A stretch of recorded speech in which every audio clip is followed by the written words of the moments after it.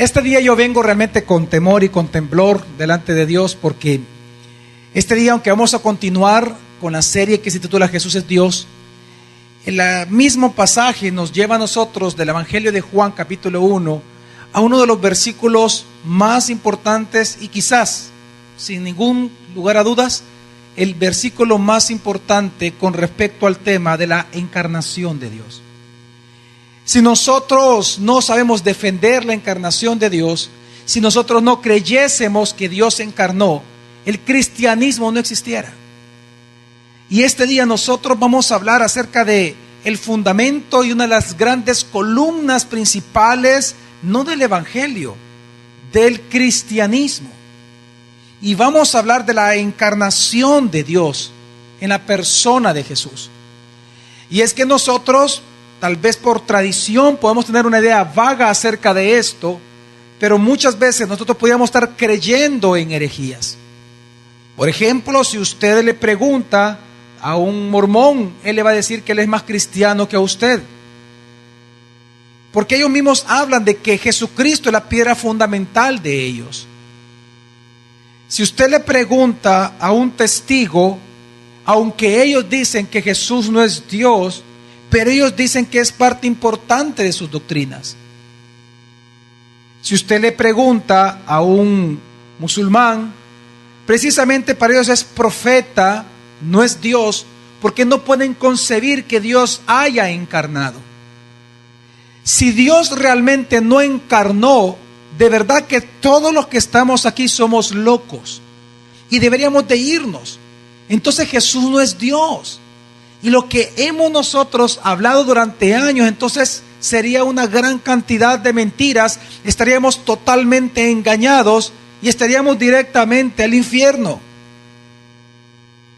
Por eso es que la encarnación de Jesús es de los temas y el punto central de cual Juan quería llegar en su evangelio, en la parte que nos encontramos, porque ese es el objetivo de Juan. El evangelista Juan dice en su penúltimo capítulo de su evangelio, dice que él escribió el evangelio para que todos creyeran que Jesús es dos cosas, dice él. Digan conmigo, el Hijo de Dios y el Cristo. Y que para que creyendo tengamos vida en su nombre. Cuando él dice Hijo de Dios, se refiere precisamente a su encarnación. Él está hablando que algo que a nosotros nos concede vida, creer de Jesús, no solamente son sus obras milagrosas, sino creer que Él es el Hijo de Dios, es decir, que Dios se encarnó, que Él mismo es Dios. Aunque fue hombre completamente, también creemos que Él fue Dios completamente y es Dios completamente. Eso es lo que nos trae salvación. Y precisamente una de las más grandes doctrinas cristianas que durante toda la historia del cristianismo ha sido atacada es la doctrina de la encarnación.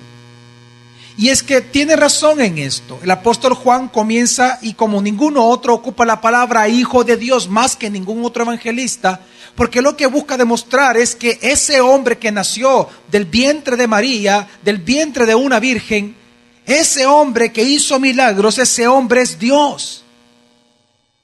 Y es que quiero que entendamos algo. Cuando Juan escribió su evangelio, habían pasado un poco más de 50 años de la resurrección de Jesús.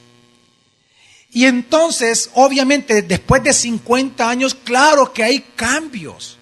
Por ejemplo, si yo le pregunto a usted que me dé detalles de la Junta Revolucionaria del 79, yo nací en el 75, si yo comienzo a preguntarles a ustedes algo que yo no entendía en ese momento, usted me va a dar detalles y yo tengo que referirme a usted y escuchar lo que usted piensa. Si hablo con 2, 3, 4 personas, yo voy a ver que hay 4 diferentes opiniones. Quiero que entienda que pasando 50 años después de la resurrección de Jesús, era normal que aquellos hipotes de 30 años y 25 años, cuando escuchaban del tal Jesús, al cual nunca vieron ni conocieron, claro que hubieron una serie de mezclas acerca de la deidad de Él. Y es que Juan escribe esto porque precisamente en la época en que él lo escribe, aunque parezca difícil de creerlo, realmente mucha gente creía que Jesús era Dios. Intelectualmente creían que Él era Dios.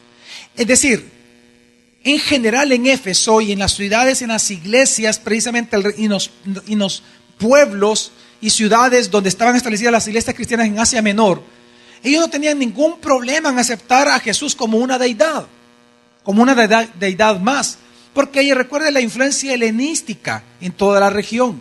Entonces ellos, obviamente, así como estaba el panteón griego, pues Jesús era un Dios más y ellos no tenían problema en creer eso. En lo que ellos no podían concebir ni siquiera la idea es que esa divinidad llamada Jesús encarnara. ¿Por qué? Porque la filosofía de Platón realmente afectó tanto el pensamiento griego, que recuerde que Platón lo que enseñó es que todo lo que es invisible, lo que es inmaterial es bueno, y todo lo material es ¿qué? Malo, incluyendo su cuerpo y mi cuerpo.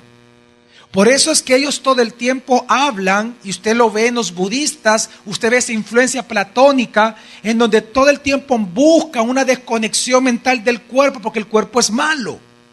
Eso se llama dualismo. Y esa filosofía platónica afectó tanto el pensamiento del cristiano, que entonces comenzaron a creer muchas herejías, pero no con respecto a la divinidad de Jesús, sino con respecto a su encarnación. Entonces Juan se ve motivado a explicar, y es tan fuerte esto, que si usted me acompaña, no se encuentra acá en su Biblia, a la primera carta de Juan, por favor, búsqueme usted, primera carta de Juan, capítulo 1. Usted se va a dar cuenta cómo Juan comienza su primera carta, defendiendo precisamente la encarnación de Jesús, no solamente su divinidad, sino que su encarnación. Porque si nosotros quitamos la encarnación del cristianismo, no existe para nada el cristianismo, se borra automáticamente. ¿Qué es lo que dice en la primera carta de Juan, capítulo 1, verso 1 al 3 aproximadamente? ¿Qué dice? Lo que era desde un principio. Ok, lo que era desde un... ¿Cómo comienza él su evangelio? En el principio, dice, era la palabra, existía la palabra era con Dios y la palabra era Dios. Él viene hablando del verbo, pero en la primera carta de Juan, él dice algo diferente siempre del verbo, habla de la encarnación. ¿Cómo lo sabemos? Sigue. Lo que hemos oído, lo que hemos visto con nuestros ojos, lo que hemos contemplado y palparon nuestras manos. Y palparon nuestras manos. ¿Qué palparon las manos de Juan? Acerca del verbo de la vida. De la palabra, que la palabra era la vida de los hombres y vino a ser la luz de los hombres. Sigue. Porque la vida fue manifestada y la hemos visto, y damos testimonio, y os anunciamos la vida eterna, la cual estaba ante el Padre, y nos fue manifestada. Es decir, dice, hemos visto la vida. Una pregunta, ¿la vida se puede ver? ¿Acaso yo puedo ver su alma? No. ¿Pero a qué se refiere Juan cuando dice, hemos visto, hemos palpado, hemos contemplado, hemos oído a la vida? Estaba hablando de la palabra, dice el verbo ¿qué? Encarnado.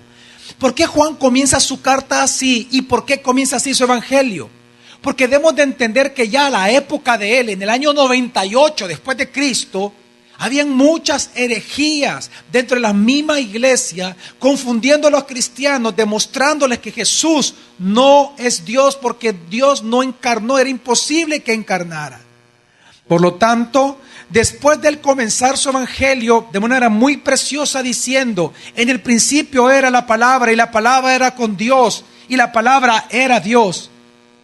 Y en el principio existía la palabra y nada de lo que fue hecho ha sido hecho, sino a través de ella. Y que dice, y que la palabra era la vida y la vida era la luz de los hombres. Cuando él viene hablando de que esta palabra es Jesús, que esta palabra es Dios, que aquello que en el Génesis aparece como la palabra de Dios realmente no era solamente una expresión de Dios, sino que era Dios mismo creando. Él dice que esta palabra creadora es Dios y él dice que esta palabra es Jesús. ¿Por qué? Porque cuando viene hablando que esta palabra que vino al mundo, que el mundo la rechazó, pero que aquellos que le recibieron, que creyeron en su nombre, es decir, que la palabra tiene un nombre, que aquellos que creyeron en su nombre se les dio la potestad de ser hechos hijos de Dios. Cuando él dice todo eso, y es que todo esto es posible, ¿por qué? Y llegamos entonces al gran versículo 14, el versículo más importante en toda la Biblia de la encarnación de Jesús. Y él dice entonces en Juan capítulo 1, versículo 14, lo siguiente. Y la palabra se hizo carne, y habitó entre nosotros, y contemplamos su gloria, gloria como del unigénito del Padre, lleno de gracia y verdad. Y llegamos a un versículo al cual yo espero poder hablar con temor y con temblor delante de mi Dios. Porque si nosotros comprendemos este versículo, verdaderamente tenemos salvación. Porque el centro de la vida cristiana, y aunque usted lo quiera ver así, de la religión cristiana es esto: Dios encarnó. Porque si Dios no encarnó en Jesús, ¿por qué creer entonces en Jesús? Entonces él fue un loco que anduvo hablando locuras. Pero si él es quien dijo ser, entonces tenemos salvación en él por creer. Entonces lo que vamos a hablar en esta mañana es digno de ser escuchado, de ser respetado. Es digno de que usted tome apuntes, aunque usted no está acostumbrado a tomar apuntes. Es digno de que usted lo haga con respeto y reverencia, y después vaya a su casa y estudiar, e investigar todo lo que vamos a hablar. Porque lo que vamos a hacer en esta mañana es hacer una exégesis de este versículo único, en 4 partes. Dice, digan conmigo, y la palabra se hizo carne. Ahora, ¿por qué Juan dice esto? ¿Por qué Juan comenzó diciendo esto? ¿Qué está diciendo Juan cuando dice, y la palabra se hizo carne? Lo que Juan está diciendo es que Dios asumió la humanidad del hombre, es decir, se hizo carne.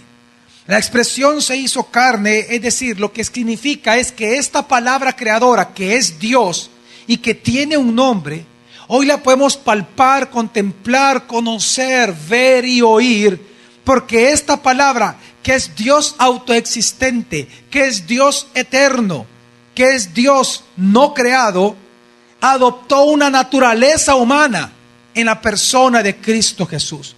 Lo que él está hablando, el apóstol Juan, es que esta realidad de la encarnación de Dios es la realidad más profunda e inescrutable de toda la historia del cristianismo.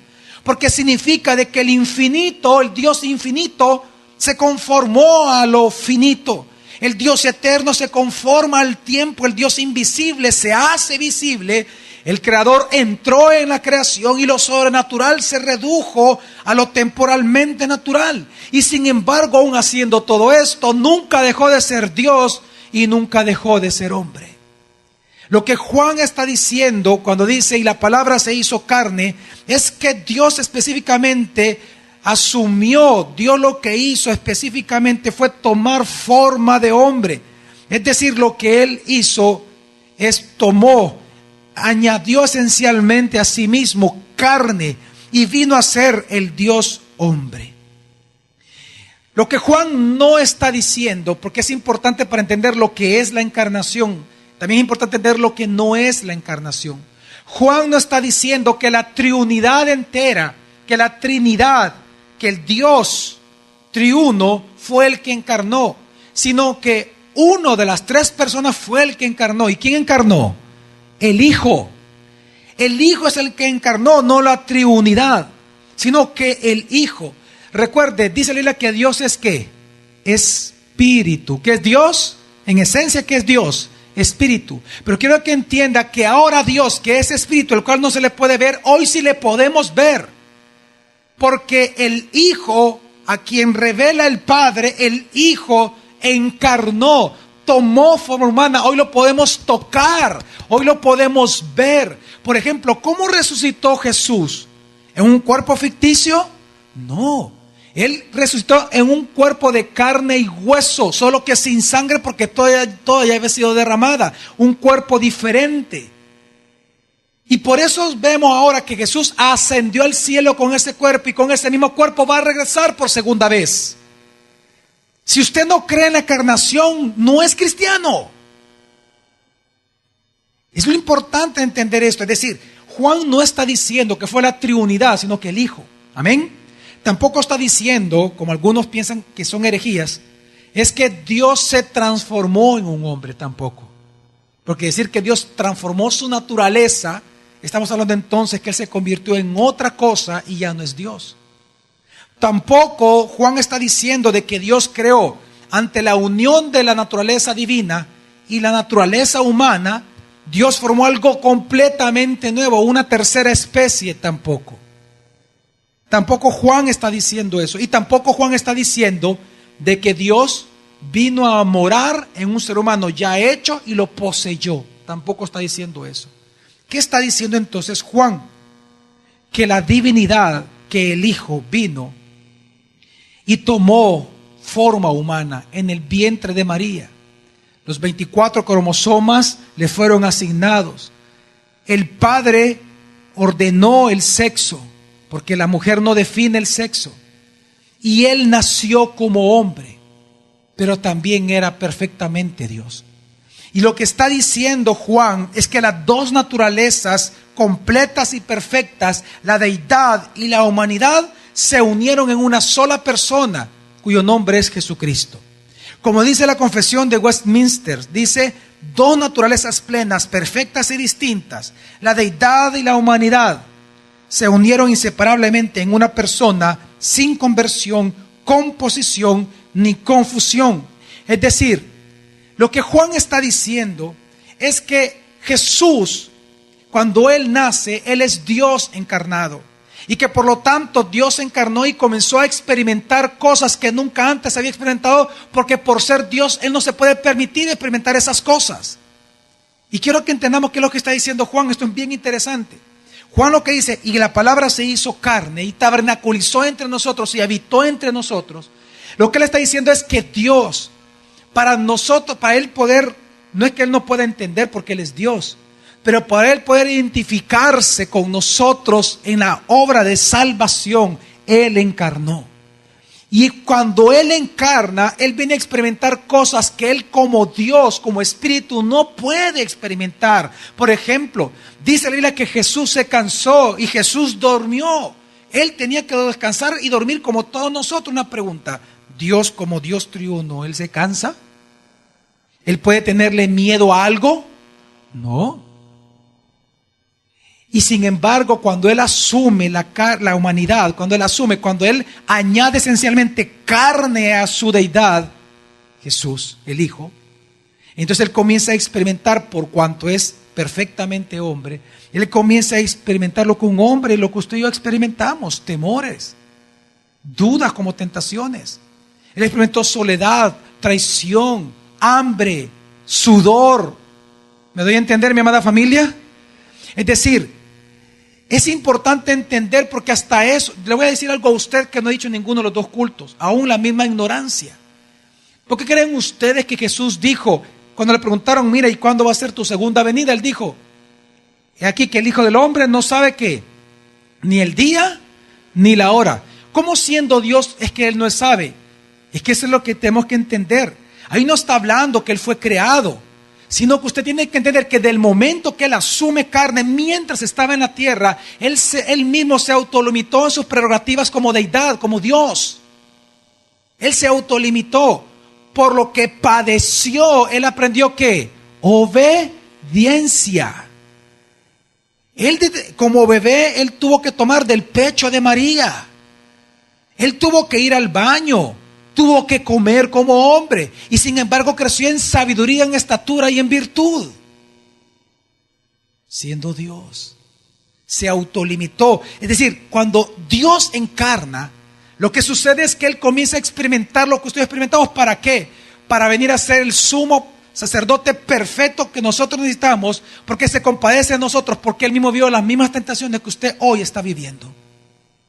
Y por lo tanto usted puede con confianza acercarse a Él sabiendo que Él es Dios y que se va a compadecer de usted porque Él vivió lo mismo que usted vivió. Amén.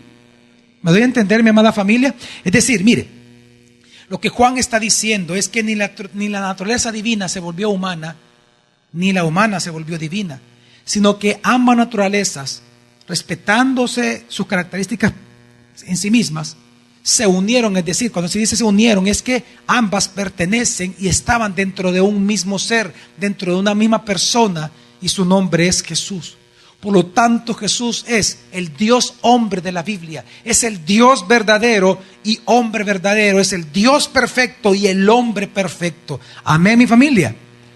Y es a esto a lo que se refiere Filipenses capítulo 2. Versículo, vamos a leer el 5, el 6 y el 7. ¿Qué dice? Haya pues en vosotros esta actitud que hubo también en Cristo Jesús, el cual, aunque existía en forma de Dios, no consideró el ser igual a Dios como algo a qué aferrarse, sino que se despojó a sí mismo, tomando forma de siervo, haciéndose semejante a los hombres. Y es que dice, versículo 6, el cual, aunque existía en forma de Dios, digan conmigo, forma.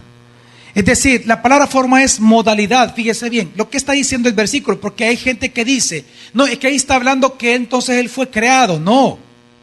Él existía en forma de Dios, digan conmigo, en la modalidad de la esencia de Dios. En esencia, ¿qué es Dios? Dijimos, ¿qué es Dios? Espíritu. Él estaba como espíritu, obviamente, pero aunque existía en forma de Dios, en esa modalidad, dice que no consideró el ser igual a Dios como algo a que aferrarse, sino que Él se despojó de sí mismo, se despojó a sí mismo, perdón. La kenosis de Dios. Cuando dice despojar, no significa de que Él se vació de la deidad. Es que Él se autolimitó tomando una modalidad o una forma diferente de existencia, que es con carne, es decir, pasa de ser invisible a ser visible. Pasa de ser únicamente espíritu a ser Dios encarnado. Añade a su existencia carne. ¿Me estoy dando a entender lo que es la encarnación? ¿Me dan a entender, mi amada familia? Entonces, lo que está diciendo la Biblia es que Él se despojó a sí mismo tomando forma de siervo, haciéndose semejante a los hombres. ¿Por qué dice semejante? Porque obviamente, aunque Él era hombre y aunque en todo era parecido a nosotros, en una cosa no se parecía, que Él no pecaba. Por eso era importante que no fuera un esperma de José. Y es importante entender que lo que Juan está diciendo, lo que la Biblia enseña, es que aquel que ya existía en forma de Dios por ser Dios, hoy adoptó la forma de siervo, adoptó la forma humana, y así en esa forma se sometió a la crucifixión por voluntad propia, y por lo tanto fue exaltado hasta lo sumo. Pero toda esa persona de Jesús que hizo todo esto es el mismo Dios preexistente, es el mismo Hijo preexistente, es la palabra que aún en principio existió, es la palabra que en el inicio creó, es la palabra que siempre ha sido Dios. Amén. Ese hombre que estuvo en la cruz es la misma palabra creadora que siempre ha existido con Dios. Pero ¿y por qué está en la cruz? Porque Él encarnó y era parte del plan de redención del Dios triuno. Amén. Y es que lo que está expresando aquí entonces es que el Hijo de Dios sigue siendo Dios, solo que cambió voluntariamente su modalidad de existencia. Así que cuando Juan dice, y la palabra se hizo carne, está diciendo que Él unió su deidad con la carne o con la naturaleza humana, solo que sin pecado, con un alma y con un cuerpo real dentro del vientre de María, para que una vez naciendo venga a ser así el Dios hombre. Ambas naturalezas no se anulan, no se fusionan, no se estorban, sino que constituyen precisamente a Jesús el Cristo. Por eso una vez más dice Juan 1:14.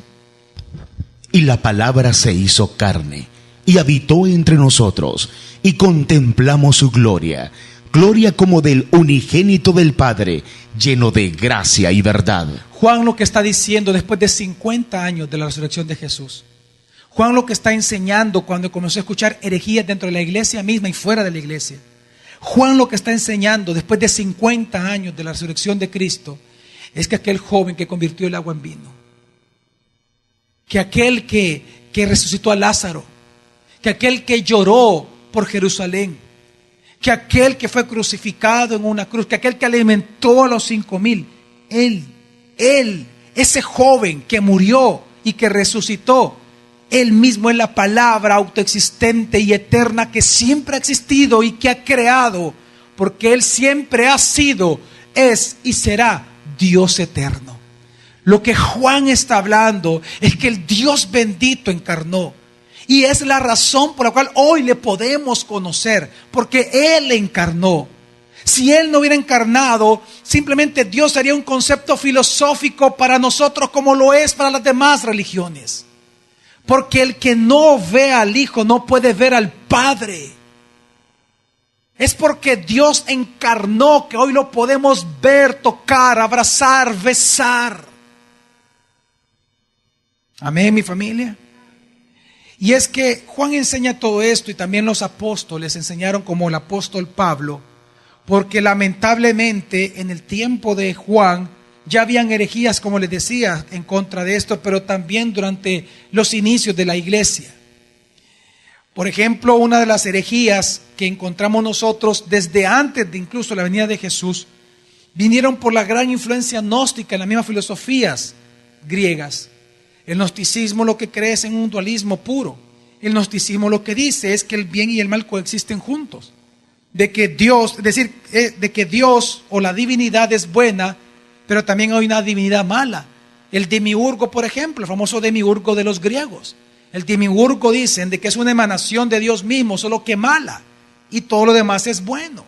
Ellos creen una existencia dualista, que el bien necesita el mal y el mal necesita el bien. Y esta influencia gnóstica lo que hizo fue que se creara una de las herejías que Juan tuvo que enfrentar y Pablo. Digan conmigo, el docetismo. Fíjense que ahorita quiero hablarles de 4 herejías rápidamente, pero quiero que las apunte, que después vaya a investigarlas, porque tiene que ver mucho con la historia de nuestro país ahora. ¿Qué, pastor? Sí, ahora. Se lo voy a explicar. El docetismo en el tiempo de Pablo afirmaba, fíjese bien, de que como todo lo inmaterial es divino, es bueno, y lo material es malo, entonces decían, por lo tanto, escucha bien, por lo tanto, ninguna divinidad puede venir a tomar una forma humana. No puede tomar ninguna forma, cambiar de forma, ni tampoco puede sufrir, porque entonces dejaría de ser Dios, y nunca fue Dios. Entonces, bajo este concepto de esta filosofía, de esta herejía, el docetismo, en el tiempo de Juan existió un hombre llamado Cerinto. De hecho, Cerinto yo les expliqué a ustedes, al inicio de esta serie. Cerinto fue un contemporáneo de Juan. Ellos se conocían. Cerinto específicamente era un judío que pertenecía a una secta llamada los Ebionitas. Él era precisamente un doceta. Él creía en esta filosofía del docetismo. Por eso es que lo que él enseñaba fuertemente a las mismas iglesias de Éfeso, cristianas, y a toda la región de Asia Menor también, él llegó a popularizar este pensamiento de que Jesús no era Dios, sino que él decía, miren, decía, como era judío, él decía, Jesús no es Dios, sino que lo que pasó es lo siguiente: existe una divinidad llamada Cristo, que cuando Jesús, quien fue un hombre común y corriente, nació de una mujer común y corriente llamada María, y él creció y fue bautizado a la edad de 30 años, vino entonces la divinidad llamada Cristo y lo poseyó a él. Y poseyéndolo, entonces este hombre viene a ser como un semidios. Hace milagros, pero cuando es llevado a la cruz, esta divinidad Cristo ya no lo posee, lo deja solo, se regresa del lugar donde provino, y entonces queda en la cruz la humanidad sola de Jesús, un hombre común y corriente. ¿Sabe por qué él enseñó esto? Por el pensamiento docetismo y gnóstico, de que la divinidad no puede cambiar de forma ni puede sufrir nada. ¿Me doy a entender? Y con eso, él entonces simplemente se aseguraba que la gente creyera no en Jesús como Dios, respetando su creencia de docetismo. Ya lo expliqué por qué le sirve entender todo esto. Hay unos minutos. En segundo lugar, pero esto, mire, ahora, Cerinto es un ser tan real que incluso uno de los discípulos del apóstol Juan cuenta que Juan, el evangelista, cuando él se iba a bañar a los baños públicos de Éfeso, en una ocasión él entró y se dio cuenta que Cerinto estaba ahí. Cuando él se da cuenta que Cerinto estaba ahí, él mismo dice, miren, dice, viene, dice todo y lo grita, vámonos de acá, no voy a hacer que este edificio se caiga, porque el hereje y el perseguidor de la verdad, Cerinto, está ahí adentro. Juan no soportaba ver a Cerinto, porque él era uno de los más grandes herejes. Por eso es que la primera carta de Juan, la carta, no el evangelio, la primera carta de Juan, precisamente por la enseñanza de Cerinto, de que Jesús no vino en carne, sino en espíritu, como él es lo que Cerinto enseñaba, por ser gnóstico, entonces por eso es que Juan dice, todo aquel que confiese que Jesús vino en espíritu y no en carne, el tal es un ¿qué? Anticristo. En la primera carta de Juan, Juan escribe eso precisamente refutando a Cerinto. Cerinto fue un ser real, un gran hereje, de los más grandes herejes en contra del cristianismo, en contra de la encarnación de Jesús. Pero tiempo después, en el tiempo precisamente de Cerinto y de Juan, había un niño, en ese momento era un niño, y luego al convertirse ya en hombre, se convirtió también en un gran perseguidor de la iglesia con sus herejías, llamado Marción. Marción, lo que él enseñaba es que la humanidad de Cristo era un espejismo, siempre él era un doceta, un docetismo. De hecho, con Marción es que surge el nombre de docetismo, se le da formalmente a este pensamiento docetismo, porque la palabra docetismo viene del griego dokeo, que significa imagen o apariencia. Lo que él enseñaba es muy simple, él decía que la gente, mire, cuando Marción habló eran ya 100 años después de la resurrección de Jesús, 100 años, o sea, ya en 100 años ya había hasta fábulas de Jesús, vea. Es decir, ya había tantas cosas que se habían traspasado malas, que lo que él decía era lo siguiente, miren, ese tal Jesús que existió nunca fue Dios, dicen, sino que Cristo vino al mundo, pero tomó forma de Jesús, pero era invisible. Es decir, ellos miraban a Jesús, pero lo que miraban era un fantasma, decía Marción, porque él no es imposible que tenga cuerpo real, así que él nunca sufrió, porque él nunca tuvo un cuerpo real. ¿Me doy a entender, mi familia? Marción lo que dijo es que Cristo fingía ser Jesús, pero nunca lo fue. Parecía hombre, pero nunca fue hombre, era un fantasma. ¿Ok? Ahora, usted puede decir, pero pastor, ¿de qué me sirve? En tercer lugar, ya en el siglo III, a mediados del siglo III, nació un hombre llamado Arrio, quien murió en el 1326.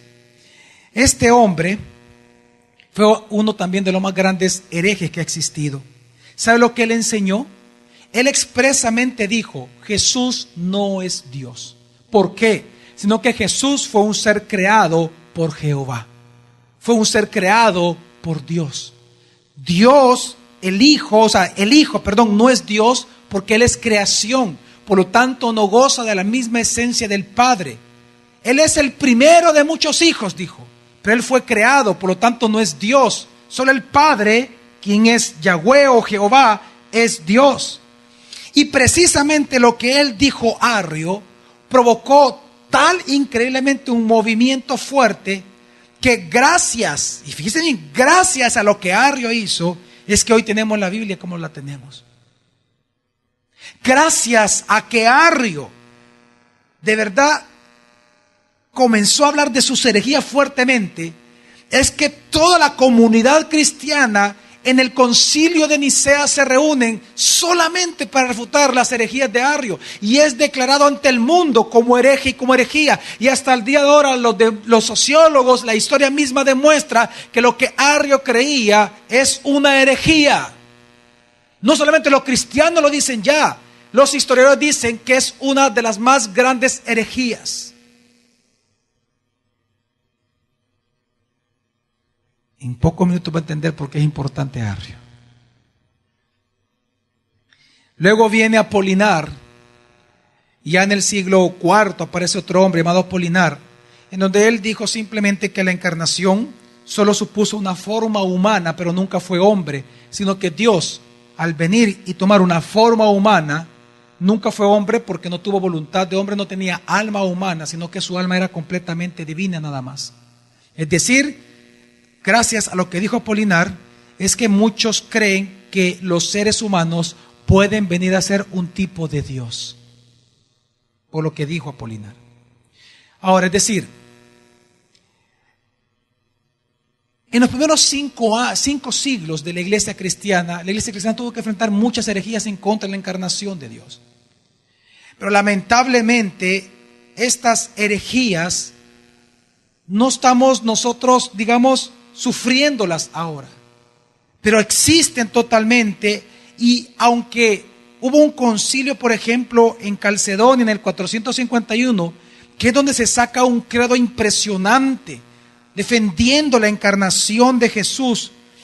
Voy a leer una parte donde dice, esta es parte de la declaratoria de Calcedonia, dice: nuestro Señor Jesucristo, el cual es perfecto en divinidad y perfecto en humanidad, verdadero Dios y verdadero hombre, de alma racional y cuerpo, consustancial al Padre según su divinidad y asimismo consustancial a nosotros según la humanidad, semejante a nosotros en todo, pero sin pecado, uno y el mismo Cristo, Hijo, Señor, unigénito, en dos naturalezas, sin confusión, sin mutación, sin división, sin separación.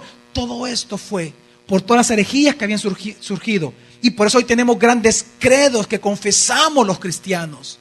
Sin embargo, por eso es que no nos debe de sorprender lo que Pablo dijo en 1 Timoteo capítulo 3 verso 16, lo que dice lo siguiente: indiscutiblemente grande es el misterio de la piedad. Viene a hablar del misterio de la piedad de Dios. ¿Qué dice? Él fue manifestado en la carne. ¿Quién fue manifestado en carne? Dios. ¿De quién está hablando entonces ahí? De Jesús. Por lo tanto, ¿Jesús es quién? Dios. Grande es el misterio de la piedad de Dios. Es que Dios se hizo carne. ¿En quién? En Jesús. Y fue tan importante ese misterio que ¿qué pasó? ¿Qué sucedió cuando Dios se encarnó, Nelson? Vindicado en el Espíritu, contemplado por ángeles, proclamado entre las naciones, creído en el mundo, recibido arriba en gloria. ¿Sabe qué está diciendo aquí tan fuertemente Pablo defendiendo la encarnación de Jesús? Que la encarnación de Jesús es tan real, que Dios encarnó, que Dios se hizo hombre, que incluso dice que cuando eso pasó, fue la primera vez que los ángeles pudieron contemplar al Dios que tanto habían adorado. ¿Sabe qué está diciendo la Biblia? ¿Sabe usted que los ángeles no pueden ver a Dios? Que ese espíritu no pueden ver, ellos también son espíritu, pero no pueden ver a Dios. Dios, la Biblia habla con referencia a los ángeles de una manera antropomórfica, habla de que ellos tienen 6 alas y que 2 de ellas tapan a los ángeles que están más cerca de la gloria de Dios, tapan sus ojos porque no hay quien pueda ver la gloria de Dios en sí misma y quedar vivo y existir. Los ángeles adoraban y siguen adorando a un Dios que no pueden ver. ¿Cuándo fue la primera vez que los ángeles emocionados pudieron ver al Dios que adoraban? Cuando Él encarnó. Por eso dice, contemplado por los ángeles. Porque los ángeles nunca habían visto a Dios. Lo adoraban, pero nunca lo habían visto. Es cuando Dios encarna en la persona de Jesús que todo el mundo ahora puede ver quién es Dios. 2 cristianos hay nada más aquí. Bueno, cristianas, porque fueron mujeres, amén. Mire, el hecho de que estemos haciendo esta declaratoria, leyendo la de Calcedonia, lo que dice Pablo, no significa que la encarnación hoy en día no sea sujeto precisamente a ataques. Aún es blanco de falsos maestros, sectas y religiones, especialmente de 2 en nuestro país, bueno, de 3, los mormones, los testigos de Jehová y los musulmanes. Hoy en día, por ejemplo, nosotros vemos una construcción muy importante que hicieron los mormones, o como se llaman, la Iglesia de Jesucristo de los Santos de los Últimos Días. Yo le aseguro que alguno de ustedes fue a ver el templo, se fue a meter. Y usted tal vez lo ve como chiste. Pero con respeto, por si aquí en esta mañana hay un mormón, quiero decirle que el problema no está en usted, está en lo que quienes le enseñaron a usted. Los mormones dicen que ellos son cristianos. ¿Saben qué dicen ellos? Que ellos son cristianos y que usted no es cristiano, porque para ellos la piedra angular es Jesucristo y para usted no lo es. Pero lo que nos enseña la historia, que es lo que estoy hablando, es que estas mismas herejías que Juan enfrentó, que Pablo enfrentó, que todos los grandes apologistas y primeros padres se enfrentaron, son las mismas herejías que en toda la historia se repiten y se repiten y se repiten. Y son las mismas herejías que hoy los mormones piensan que es Biblia, que es de Dios, cuando aún la misma historia ya demostró que son herejías. ¿No me cree? Fíjese que quiero leer lo que piensan los mormones de sus propios escritos. Yo no voy a hablar de lo que yo creo. No tengo que hacer valoraciones personales de eso. Le voy a hablar con los escritos de los mormones. ¿Sabe qué es lo que los mormones piensan? Por ejemplo, acerca de la deidad de Jesús y de otras doctrinas importantes. Dicen, en su libro La Doctrina del Mormón, en la página 635 dice: poco después del tiempo de los apóstoles hubo un abandono de la fe o apostasía, y la verdadera iglesia de Jesucristo se extinguió. Con ella desapareció de la faz de la tierra el verdadero evangelio, y por lo tanto el mormonismo es ahora su restauración. Ellos dicen en el libro, en la historia de la iglesia, capítulo 4, verso 461, el libro del Mormón es más correcto que la Biblia. Doctrina Mormona, página 670. No hay salvación fuera de la iglesia de Jesucristo de los santos de los últimos días. Doctrina Mormón, página 163. Hay muchos dioses. Página 70. Los miembros de la divinidad son uno en propósito, uno en mente, uno en gloria, uno en atributos y en poderes, pero los tres son separados, así que son tres dioses distintos. Artículos de fe, página 443 dice, hay una diosa madre. Doctrina Mormón, página 321 dice, Dios antes de ser Dios era un hombre en otro planeta.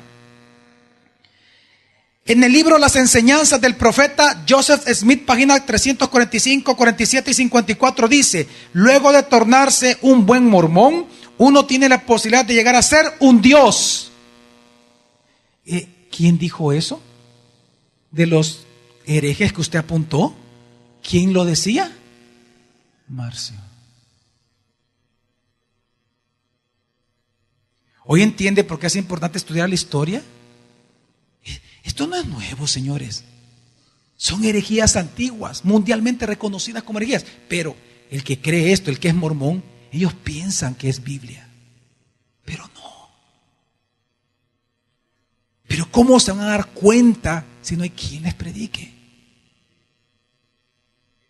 ¿Sabe qué es lo que creen ellos? Dice, Dios el Padre también tuvo un padre. De Sears, página 132. También dicen, Dios el Padre tiene un cuerpo. Escuchen, Dios el Padre tiene un cuerpo de carne y hueso. En el libro de Doctrinas y Pactos, capítulo 130, verso 22. Y como Dios, dicen ellos, que tiene, el Dios del Padre tiene cuerpo y carne y hueso, dicen entonces ellos también en el Diario de los Discursos, volumen 4, página 218 de 1857, Dios el Padre tuvo relaciones sexuales con María para engendrar físicamente a Jesús. Es lo que ellos creen, que Jesús es producto del semen de Dios en María, que la violó y que por eso surgió Jesús. Luego dice la Doctrina Mormona, página 129, el primer espíritu, ¿qué dicen? No dicen hombre. El primer espíritu nacido en el cielo fue Jesús. Doctrina Mormona, página 129. Escuche, el diablo nació como espíritu después que Jesús en la mañana de la preexistencia. Doctrina Mormona, página 192. Jesús y Satán son espíritus hermanos. Doctrina Mormona, página 163. Digan conmigo, Satanás y Jesús, ¿serán hermanos? Digan conmigo, lo bueno y lo malo. ¿A qué herejía le suena eso? ¿Cómo se llama? Dijimos, dualismo. Hoy entiende por qué es importante entender las doctrinas que usted decía. Y pastor, ¿y por qué está hablando de eso usted? Como que fuera clase el volado.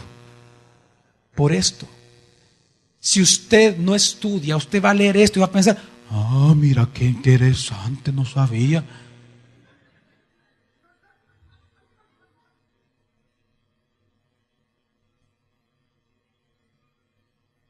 Luego dice, el sacrificio de Jesús no fue capaz de limpiarnos de todos nuestros pecados. Diario del Discurso, volumen 3, página 247 de 1856.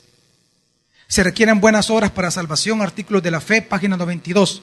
Y dice en el Doctrinas de Salvación, volumen 1, página 188, no hay salvación posible si no se acepta a Joseph Smith Jr. como el único profeta de Dios.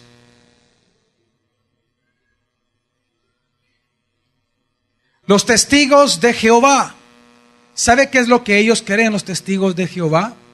Dicen que no existe la Trinidad. En su revista Permita que Dios sea verdadero, página 100 al 101.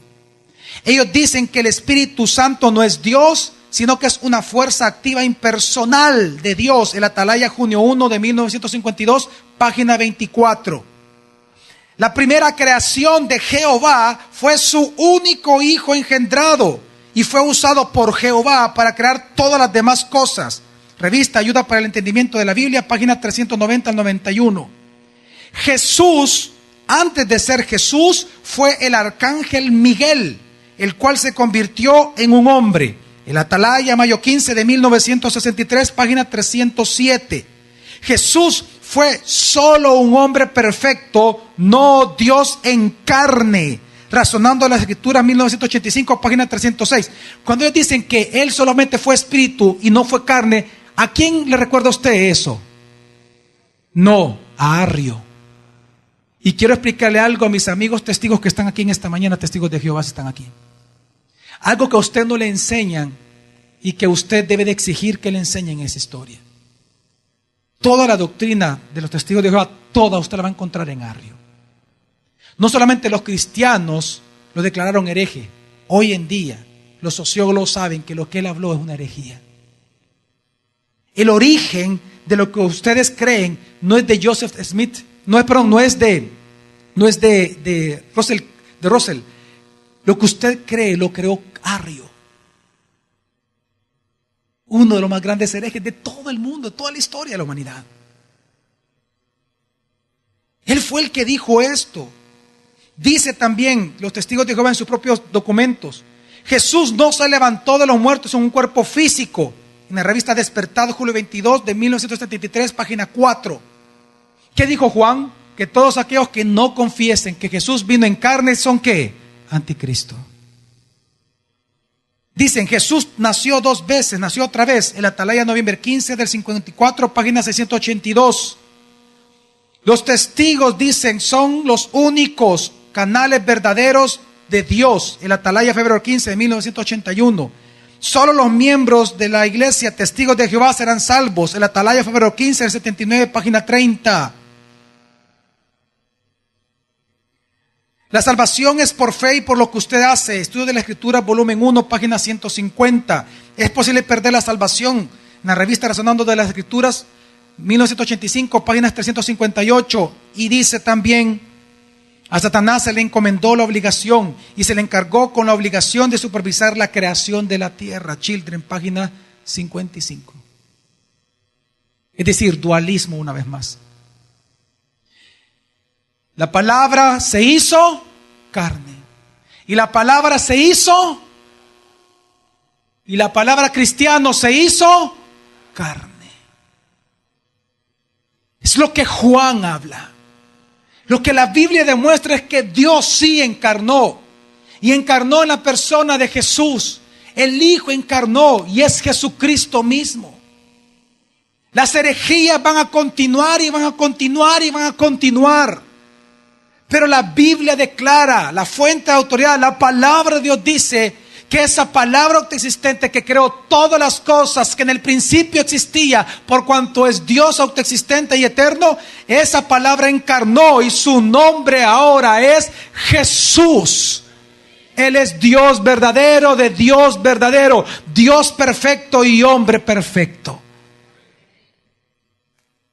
Es lo que enseña la palabra.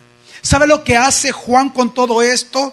Es demostrar ante las herejías que decían que Jesús había sido creado como hijo, que no era Dios, que no encarnó, que era inferior al Padre. Él comienza a demostrar que Él mismo es Dios. Él comienza a demostrar que Jesucristo es Dios hombre, que Él nació, Él fue bautizado, tentado, transfigurado. Él contempló en su humanidad a la ciudad de Jerusalén y como Dios hombre lloró sobre ella, agonizó en el Getsemaní, fue traicionado, arrestado, condenado injustamente, azotado, inmolado, crucificado, muerto, sepultado, se levantó entre los muertos al tercer día. Ahora ese mismo Dios hombre está en un cuerpo material glorificado en el cielo, y Él reina y volverá a juzgar a los vivos y a los muertos. Suya fue la sangre derramada de este Dios hombre, suyo el cuerpo partido, suya es la vida consumida. Él es nuestro propiciatorio, Él es el precio pagado por nuestro rescate.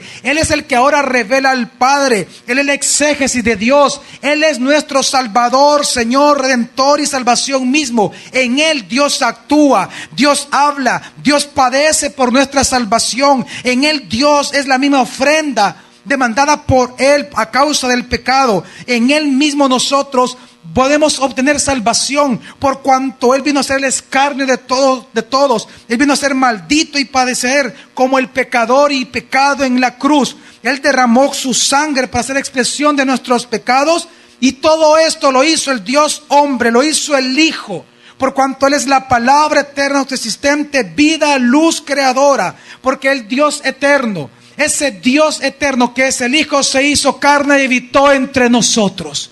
Por eso es que nosotros hoy obtenemos todo esto, porque Él es Dios hombre. El Hijo encarnó. Por eso que no es difícil entender lo que los apóstoles y los padres enseñaban. ¿Sabe qué es lo que dice y lo que enseñó Pablo en su discurso de despedida ante los hermanos de Mileto? En Hechos capítulo 20, versículo 28, la Biblia nos dice lo siguiente: tened cuidado de vosotros y de toda la grey, en medio de la cual el Espíritu Santo os ha hecho obispos para pastorear la iglesia de Dios. ¿Para pastorear la iglesia de quién? De Dios. La cual Él compró con su propia sangre. Como dicen otras versiones, la cual, digan conmigo, Dios compró con su propia sangre. Una pregunta: ¿Dios tiene sangre? Dios triuno, ¿puede sangrar? No. Bueno, sí, ¿no? No como Dios triuno, pero Dios sí sangró en Jesús. ¿Sabe qué está diciendo aquí el apóstol Pablo? Automática, literalmente, que Jesús es Dios. Que el Hijo sí tuvo sangre, ya no la tiene porque toda la derramó. Y la derramó en la cruz, ¿por qué? Pues Jesús era, es y será siempre Dios. Dios sí sangró en Jesús, y por eso hoy nosotros podemos tener salvación y limpieza de pecado por esa sangre derramada por el Dios hombre. Esa es nuestra fe, es la razón de ser del cristianismo. Y por eso es que Juan dice en Juan 1:14 una vez más: y la palabra se hizo carne y habitó entre nosotros, y contemplamos su gloria, gloria como del unigénito del Padre, lleno de gracia y verdad. Es por todo esto que Juan dice: y la palabra se hizo ¿qué? Ahora, ¿para qué se hizo carne? ¿Para qué? ¿Para hacer qué? Dice, ¿para qué? Diga conmigo, habitar. ¿Sabe usted qué significa la palabra habitar en griego? Para hacer tabernáculo. Es decir, dice la palabra, que Juan dice, recuerda que él era judío, y él dice: y la palabra se hizo carne. ¿Para qué? Para tabernaculizar entre nosotros. ¿A qué estaba haciendo referencia Juan? ¿A cuál tabernáculo? Al de Moisés.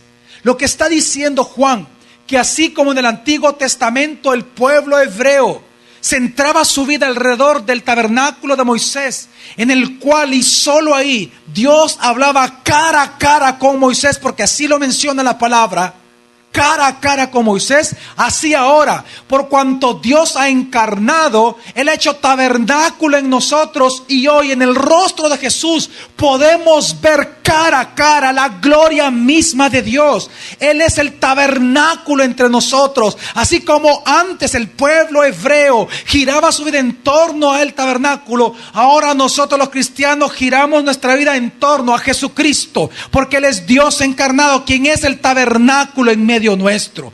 Lo que está diciendo Juan, que así como en este tabernáculo de Él mismo emanaba la gloria de Dios, la Shekinah de Dios, la gloria de Dios llenaba el tabernáculo, así ahora Jesucristo es la misma imagen de la gloria de Dios. Jesús es ahora esa Shekinah de Dios, es la imagen misma. O si usted acaso olvida lo que dice Hebreos 1 versículo 3, que dice que Él es la imagen, el resplandor de ¿qué? De su gloria, la imagen misma de su sustancia. ¿Por qué?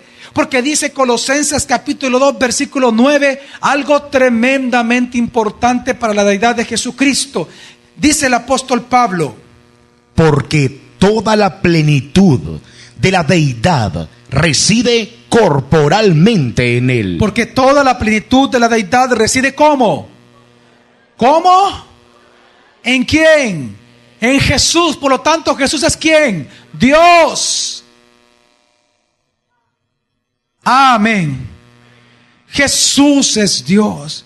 Y por eso es que hoy, cuando Dios vino y encarnó y hace tabernáculo en nosotros, hoy podemos contemplar la gloria del Eterno, de aquel Jehová, de aquel gran yo soy, del Adonai, del Elohim, del Sebaot. Hoy podemos ver su gloria, porque el gran yo soy del Antiguo Testamento encarnó, el gran Jehová del Antiguo Testamento encarnó, y su nombre ahora ya no es Jehová, su nombre ahora es Jesús. Y una de las cosas que debemos de entender, amigos testigos de Jehová que están acá, es que ese Jehová que usted dice ser testigo, ese Jehová es el mismo Hijo en su preexistencia, solo que no se llamaba Jesús porque no ha venido en carne. El Jehová del Antiguo Testamento ahora encarnó y su nombre ahora es Jesús. Él es el gran yo soy del Antiguo Testamento. Y es la más grande equivocación que los testigos de Jehová tienen, porque le han enseñado mal.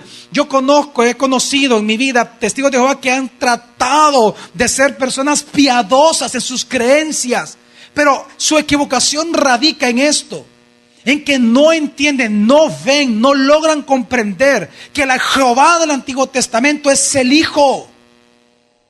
Ellos piensan que Jehová es el Padre. Jehová del Antiguo Testamento es el Hijo. ¿O acaso olvidan ustedes lo que dice Jesús mismo en Juan 5:37? Se lo voy a comprobar qué es lo que dice. Y el Padre que me envió, ese ha dado testimonio de mí, pero no habéis oído jamás su voz, ni habéis visto su apariencia. Jesús le estaba hablando a judíos, y a los judíos mismos les dice, a los fariseos, viene y les dice: ustedes nunca han visto el semblante del Padre, nunca han oído la voz del Padre. La pregunta es, entonces, ¿a quién vio Moisés? ¿A quién vio David? ¿A quién escuchó en la columna de fuego el pueblo? Si nunca ningún judío había escuchado la voz del Padre, ni han visto su semblante, ¿la voz de quién escucharon en el Antiguo Testamento? La voz del Hijo. Quien le habló a Abraham, quien le habló a Moisés, quien le dio la promesa a Abraham fue el mismo Hijo, le habló de él mismo a Abraham. Por eso es que Jesús a los mismos fariseos en Juan 8, versículos 56 a 58, Jesús les dice lo siguiente: Abraham vuestro padre se regocijó de que vería mi día. ¿De ver qué? ¿El día de quién? De Jesús. De Jesús. Abraham vio a Jesús. ¿Ah? Sí. ¿Qué está diciendo Jesús? Sigue. Y lo vio y se alegró. Entonces le dijeron los judíos: aún no tienes 50 años y has visto a Abraham. ¿Esa confusión que es la misma de los testigos de Jehová? Espérate, como tú dices que has visto a Abraham y que él te vio y que no sé qué, ni 50 años tenés y ya decís que conociste a Abraham. Y viene Jesús y dice algo tajante. ¿Y qué dice Jesús? Jesús les dijo: de cierto os digo, antes que Abraham llegara a ser, yo soy. Antes que Abraham dijo, versículo 58, Jesús les dijo: de cierto os digo, antes que Abraham fuese, ¿qué dijo él? Y él habló con el mismo vocablo hebreo del Antiguo Testamento diciendo: yo soy Jehová. Por eso es que él me vio y por eso es que yo lo vi a él. Por eso es que él se gozó porque yo hablé con él. Porque antes que Abraham existiese, ustedes no entienden que yo soy el Jehová. Yo soy el Yahvé. Yo soy el Adonai y el Elohim del Antiguo Testamento. A mí me han escuchado ustedes, pero ustedes no se quieren dar cuenta de eso. Jesús es el Jehová. Cuando él dice aquí yo soy, él habló el vocablo mismo al cual se asigna Jehová o Yahweh en el Antiguo Testamento. En Juan capítulo 18, acompáñenme todos en su Biblia, todos. ¿Cuántos trajeron Biblia? Levante la mano. Ok, si no trajo Biblia, ya sabe, ¿verdad? Siéntese a la par de un cristiano. Ellos siempre tienen Biblia. Juan 18. Cuando vienen a arrestar a Jesús, arrestarlo por obra de Judas, sucedió algo muy impactante ahí, donde él demuestra una vez más que él es el gran yo soy. Dice: Jesús, por tanto, sabiendo todo lo que le iba a sobrevenir, del 4 al 6, sí, salió y les dice: ¿a quién buscáis? Le respondieron: a Jesús el Nazareno. Les dice: yo soy. Y con ellos estaba también Judas, el que lo entregaba. Y cuando les dijo: yo soy, dieron un paso atrás y cayeron a tierra. Dieron un paso atrás y ¿qué pasó? Y cayeron a tierra. Cuando él dice: ¿a quién buscan? A Jesús de Nazaret. Y él dijo, ¿qué es lo que él respondió? ¿Sabe lo que él dijo? Jehová, yo soy el que soy. Yo soy el autoexistente, yo soy Dios. A mí me buscan. A Dios quieren apresar ustedes. Increíble. Viene Jesús como un cierto sarcasmo, ¿no? ¿A quién buscan? Si él ya sabía, pues. Es que él dice, adelantándose, dice. O sea, él ya sabía. Yo veo cierto sarcasmo ahí. O sea, vienen a apresar a Jesús, o sea, a Dios. ¿A quién buscan? A Jesús. Yo soy el que soy, les dijo. Y cayeron hacia atrás con fuerza, porque él habló, él dijo que él era Dios. Él lo que está diciendo: yo soy Jehová, yo soy Yahweh, como usted quiere llamarle. Él es Dios. Mire, mi amada familia, por eso es que en Juan 17, para aquellos amigos que están aquí, que son testigos de Jehová o que nos están viendo por el canal, se han hecho invitaciones a varios testigos de Jehová y mormones que escuchen este sermón. Juan 17 dijo lo siguiente: Jesús, cuando estaba hablando con su Padre, él dice en Juan 17, versículo 5: y ahora, glorifícame tú, Padre, junto a ti, con la gloria que tenía contigo antes que el mundo existiera. Con la gloria que tenía contigo. Una gloria que es la misma gloria del Padre. Él es Dios. Él no está diciendo yo soy Dios. Y le está diciendo: Padre, devuélveme esa gloria, porque obviamente él estaba autolimitado, la kenosis de Dios, autolimitado por el cuerpo humano, todavía que él no había sido glorificado. Pero, ¿qué es lo que me interesa que entiendan ustedes? Normalmente los testigos de Jehová dicen que Jehová del Antiguo Testamento es el nombre del Padre. Pero ¿dónde dice la Biblia literalmente que el nombre del Padre es Jehová? No hay. Pero ¿sabe lo que sí dice la Biblia? ¿Cuál es uno de los nombres del Padre y el nombre más importante para nosotros conocerle a Él? Jesús, cuando viene Él y está orando a su Padre, a Dios el Padre, a lo que los testigos llaman Jehová, viene Él y también los evangélicos le llaman Jehová, obviamente, porque es el nombre que se le asigna en el Antiguo Testamento. Pero Él dice algo muy importante. Él dice, versículo 11: ya no estoy en el mundo, pero ellos sí están en el mundo, y yo voy a ti, Padre Santo. Guárdalos en tu nombre. ¿Cuál nombre? El nombre que me has dado. Es decir, Padre, yo te pido que a esto que me has dado, guárdalos en tu nombre, el tuyo. Pero resulta ser que el mismo nombre tuyo es el que me has, ¿qué dijo Jesús? ¿Y cuál fue el nombre que se le dio al Hijo cuando Él nació, antes de que naciera? Por lo tanto, ¿cómo se llama el Padre? Jesús. Si es lo que no entiende, porque no se lo enseñan a usted como testigo de Jehová. La culpa no es suya. La culpa es de los que le han enseñado a usted, que lo quieren ver en el infierno, a usted y a sus hijos. Le están quitando la posibilidad de creer en el nombre verdadero de Dios el Padre, que es Jesús. Y Jesús reafirma esto mismo en el siguiente versículo. Él dice: cuando estaba con ellos, los guardaba en tu nombre, el nombre que me diste, y los guardé y ninguno se perdió, excepto el hijo de perdición, para que la escritura se cumpliera. Cuando estaba con ellos, los guardaba en tu nombre, el nombre que ¿qué? Que me diste. Si usted es un testigo de Jehová, quiero decirle que entonces usted debería adorar a Jesús. Porque Jesús es el yo soy encarnado, es el Jehová que encarnó. Jehová encarnó, Jehová encarnó, Jehová encarnó. Su nombre es Jesús, Él es Dios. Nombre sobre todo otro nombre revelado en la Biblia acerca de Dios. Él es Dios, Jesús es Dios. Siempre ha sido, es y será Dios. Por eso es que aunque los testigos de Jehová dicen que solamente los 144,000 ancianos son los que se van a salvar, tomando eso que dice, yo le invito a que usted busque en su Biblia Apocalipsis 14:1 y lo que dice, que estos 144,000 se salvan. ¿Pero por qué? Porque tienen un solo nombre, no 2, 3, 4, uno solo escrito en su frente, y resulta ser que ese nombre que escrito en su frente es el mismo nombre del Padre y del Hijo, el mismo, es decir, el nombre de Jesús. Los 144,000 ancianos se salvan porque el nombre que tienen escrito en su frente es Jesús. Nadie jamás se ha salvado en el Antiguo Testamento por creer en Jehová, por declarar el nombre de Jehová, por cantar el nombre de Jehová o por orar en el nombre de Jehová.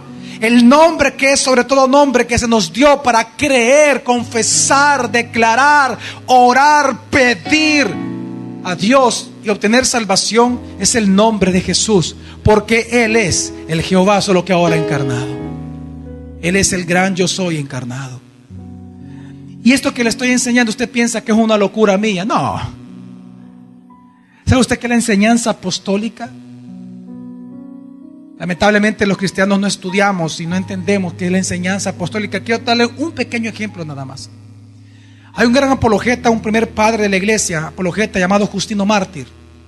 Justino, él recoge en su libro Diálogo con Trifón, en la página 38, una conversación que él tuvo precisamente con Trifón, un amigo de él judío que no se convirtió. Y viene él y dice que cuando él estaba evangelizándolo, Trifón se ofendió con Justino. Qué raro que alguien se ofenda con un cristiano verdadero, ¿verdad? Raro, bueno. Viene Trifón y se ofende con Justino, porque cuando él lo evangelizó, cuando él comenzó a hablarle de Jesús, Trifón no podía concebir lo que él estaba escuchando. ¿Y qué es lo que estaba escuchando que ofendió a Trifón? Pongamos atención. Voy a leer parte de este párrafo. Dice: bueno fuera mi amigo, es Trifón respondiéndole a Justino. Dice: bueno fuera mi amigo que hubiéramos obedecido a nuestros maestros los rabinos, que nos han puesto ley de no conversar con ninguno de vosotros los cristianos, y no nos hubiéramos comprometido a tomar parte en tus discursos, porque estás diciendo muchas blasfemias. Hablando a un judío, ¿no?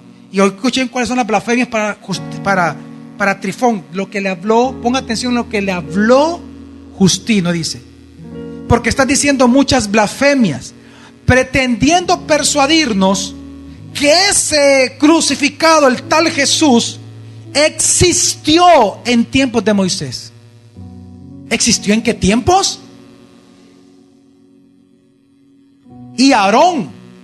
Y él fue quien les habló en la columna de la nube, que luego se hizo hombre y fue crucificado y subió al cielo y ha de venir otra vez a la tierra, y que hay que adorarle porque es Dios. Yo no lo puedo creer. Pero el hecho de que Trifón no lo pueda creer no significa que sea verdad, que deja de ser verdad. ¿Escuchó bien usted lo que enseñaban los apóstoles? ¿Entendió lo que enseñaban los padres y los apóstoles? Ellos enseñaban que el Jehová del Antiguo Testamento es el Hijo en su preexistencia, y que Él luego vino y encarnó. Y Él encarnando se manifestó con otro nombre ahora, y su nombre es Jesús. Por eso es que usted, si me acompaña a 1 Corintios capítulo 10 rápidamente, del verso 2 al... No está acá, usted trajo Biblia, yo sé que trajo Biblia. 1 Corintios 10, por favor. Pablo enseña algo muy importante. Él dice, del 2 en adelante, dice: y en Moisés todos fueron bautizados en la nube y en el mar. Viene hablando de los milagros que Dios ocupó para salvar al pueblo hebreo de los egipcios. Sigue. Y todos comieron el mismo alimento espiritual, y todos bebieron la misma bebida espiritual, porque bebían de la roca espiritual que los seguía, y la roca era Cristo. ¿Se acuerda usted que le dice que había una roca espiritual que los seguía todo el tiempo a ellos? Una roca, dice, los seguía todo el tiempo. ¿Quién era? Cristo. Pastor, pero Cristo, sí, en el Antiguo Testamento. Es que miren, Jesús dijo: el que me ha visto a mí, ¿a quién ya vio? Al Padre. Cuando un judío miraba a Jesús, estaba viendo al Padre. Por eso Juan dice: he aquí que hoy le hablamos con aquel que es el verbo de la vida, al cual hemos visto, contemplado, escuchado y palpado, dice. Porque todo lo que el Antiguo Testamento habla de Dios es el Hijo. Y el Hijo hoy encarnó y nos revela a Dios, y hoy podemos conocerle y rendir nuestra vida a Él, porque Él es Dios. Qué privilegio para nosotros. Si usted lee el libro de Judas, que no tiene capítulo, solo un capítulo 1, versículo 5, la carta de Judas, usted se va a dar cuenta que ahí dice que aquel que liberó al pueblo hebreo de los egipcios, que la Biblia en el Antiguo Testamento le llama Jehová, dice ahí literalmente que es Cristo Jesús. Le ponen algunas versiones la palabra el Señor, pero si usted se va al griego y lo busca, la palabra es Cristo. Los mismos apóstoles, los mismos cristianos enseñaban eso. 1 Corintios 2:8, ¿qué es lo que dice, Nelson? La sabiduría que ninguno de los gobernantes de este siglo ha entendido, porque si la hubieran entendido, no habrían crucificado al Señor de gloria. ¿No hubieran crucificado a quién? Esa palabra Señor de gloria, Dios mío, qué preciosa es. ¿De dónde la tomó Pablo? Estaba refiriéndose al Salmo escrito por David, donde él dice: ¿y quién es el Señor de gloria? Y él mismo responde: Jehová de los ejércitos. ¿Quién es el Jehová de los ejércitos?, dice Pablo. ¿Quién fue el que fue crucificado? El Señor de gloria, aquel que David dice que es Jehová de los ejércitos, él mismo encarnado fue crucificado. Él es el Señor de gloria, es el Jehová de los ejércitos del Antiguo Testamento. Isaías 45 es lo mismo que dice Filipenses. Ahí está hablando Jehová, dice: yo Jehová, dice, delante de mí se doblará toda rodilla y confesarán que yo soy Jehová el Señor. Y no lo mismo que dice Filipenses. Esa porción de Isaías se la asigna a Jesús, porque Jesús es el Jehová encarnado. Joel 2:32: todo aquel que confiese el nombre del Señor será que, todo aquel que confiese el nombre de Jehová, dice, será salvo. Y eso se refiere a Romanos cuando dice que todo aquel que confiese el nombre de Jesús será salvo. Todos los apóstoles, todos enseñaban que el yo soy, el gran yo soy del Antiguo Testamento, encarnó, y su nombre manifestador al mundo es Jesús. Ahora, ¿cómo nosotros vemos esta gloria de la palabra encarnada? Dice Juan 1:14, por favor, dice: y la palabra se hizo carne y habitó entre nosotros, y contemplamos su gloria, gloria como del unigénito del Padre, lleno de gracia y verdad. Dice la Biblia, escuchen bien, pónganme atención a esto, dice: y la palabra se hizo carne y tabernaculizó entre nosotros. Cuando Él hace tabernáculo, podemos contemplar su gloria, amén. Dice: y contemplamos su gloria. La pregunta es: ¿cómo es la gloria que contemplamos de Él ahora? Dice: hoy contemplamos su gloria como la gloria de ¿quién? ¿Del qué? Unigénito del Padre. Esta palabra, los testigos de Jehová piensan de que habla de que Él es el primero de la creación, el primer hijo creado. Pero eso no es lo que nos está diciendo Juan, es lo que le han enseñado a usted, porque no ha ido a revisar el texto griego. La palabra unigénito, y usted lo ve el uso en toda la Biblia, la palabra unigénito no se refiere a la progenación, se refiere a que Él es el único amado. La palabra significa único, es decir, que la gloria que hoy vemos nosotros de Dios, del yo soy, ahora encarnado, es una gloria como de un único, es decir, lo que está diciendo Juan, que Él es el único Dios hombre y jamás existirá otro. Él es el verdadero Cristo, no hay nadie más.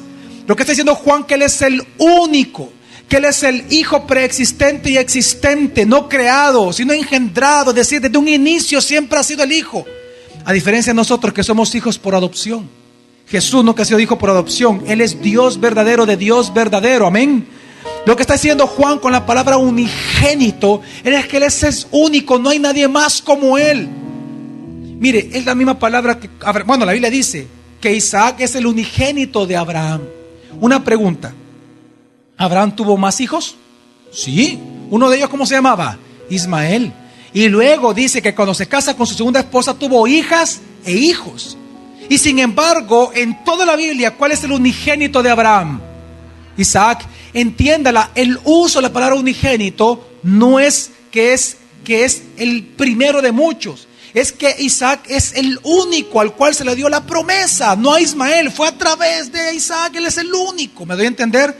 Y la misma palabra unigénito se ocupa con la hija de Jairo, con el hijo de Jefté, con el hijo paralítico que el padre pidió ayuda. Es decir, la palabra unigénito es así. Por ejemplo, si aquí hubiera una persona en esta mañana que le está doliendo la rodilla derecha por la gota, usted está ahí sobando que le duele la gota, que ayer comió, qué sé yo, camarones, ahí le hace úrico y le duele ahorita.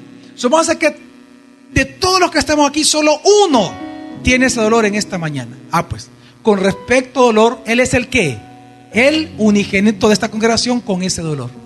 Por eso es que el salmista dice: he aquí que estoy solo en mi aflicción. La palabra solo ahí es unigénito. Entonces, ¿qué está diciendo la Biblia? Que la gloria que hoy contemplamos de Dios es que cuando la palabra encarnó, hizo tabernáculo en nosotros, hoy su gloria la contemplamos como el único Dios hombre, en el cual ahora nosotros tenemos salvación. No hay nadie como Él. Él es distinto, diferente a nosotros. Es Dios hombre para nosotros. Amén.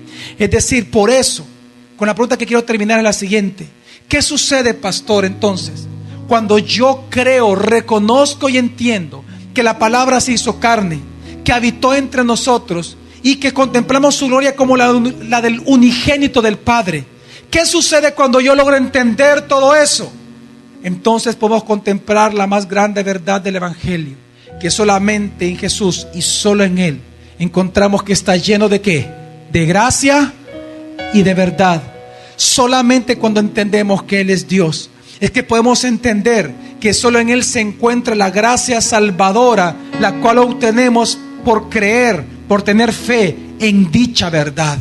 Él es el único que está lleno de gracia y de verdad, el único en el cual podemos tener salvación, el único en el cual cuando creemos en su nombre, confiamos en Él, entonces esa expiación, justificación, redención nos es aplicada a nosotros y hoy podemos ser llamados hijos de Dios. Solo en Jesús hay salvación. Amigos mormones y testigos de Jehová que están en esta mañana, recuerden: toda doctrina, por muy preciosa que sea, que hable del Dios, pero que ignore y rechace la deidad de Jesucristo, jamás le podrá salvar a usted.